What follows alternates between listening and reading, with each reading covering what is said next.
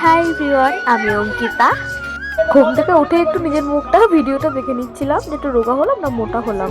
না না, আমি আর এই জন্মে আর রোগা হচ্ছি না। প্রথমে উঠে আমার বিছনা কাঁথা তুলে নিলাম, তারপর একটু ঘর মুছে নিলাম। এগুলো করে যদি একটু রোগা হতে পারি গাইস, কি কথাগুলো শুনে আমার সত্যি মনে হয় আমি রোগা হতে চাই না। আমি আমার বরের ভালোবাসা যথেষ্ট সুন্দর।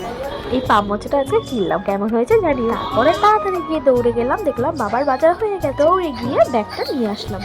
আজকে আমাদের সবজির থেকে বেশি মাছ বাজারটা অনেক হয়েছে, প্রায় 2-3 রকমের মাছ। আমি মাছের বেলায় একদম কাঁচা, বিশ্বাস করো আমি ঠোঁটটা কি মাছ আমি বলতেই পারবো না, গুণ না অগুণ আমি জানি না, কিন্তু যেই মাছটা খাই না সেটার নাম বলতে পারবো। তারপরে দেখো এই মাছটা আমার হাতের থেকে কত বড়। কার কিরকম সময় লাগে বাবা জানি না, কিন্তু এই মাছটা ছাড়াতে আমার অনেক সময় লেগে। আজকে এই চিংড়ি মাছ দিয়ে হবে পাট শাক। অনেকেই আবার এই শাকটা দেখে নাক শীত করে, আমার কিন্তু খুব ভালো লাগে। আর এই দেখো আমার শ্বশুর মশাই বাগানে চাষ করা টমেটো। আগের দিন এই ডাটাগুলো আমার বড় জেঠি শাশুড়ি দিয়ে গেছে, তো ধরে জানো তো পড়ে গেছে, তাই মা ভাবলো আজকে এটাকে ঘ্যাট করা যাক। আর বাবা এই আঙুরগুলো বাজার থেকে আমার জন্য নিয়ে এসেছে। তখন থেকে বলে যাচ্ছে খাও খাও।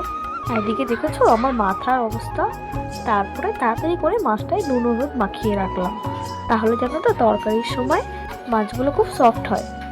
আমি যখন মাছটা মাখাচ্ছিলাম আর এই শালায় আর কোথাও না, আমার এত বড় শরীরটা না খুঁজে পেয়ে পুরো আমার মাথা এসে কামড়েছে।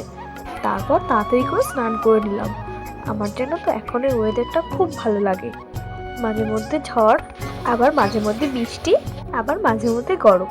তারপরে স্নান করে আমি পুজোটা তাড়াতাড়ি করে দিয়ে নিলাম। ওদিকে কিন্তু আমাদের রান্না বান্না প্রায় শেষের মুখে। তারপরে আমি আর মা খেতে বসে গেলাম। আজকে রান্না হয়েছে পাট শাক দিয়ে চিংড়ি মাছ, মাছের ঝোল আর ঘ্যাট।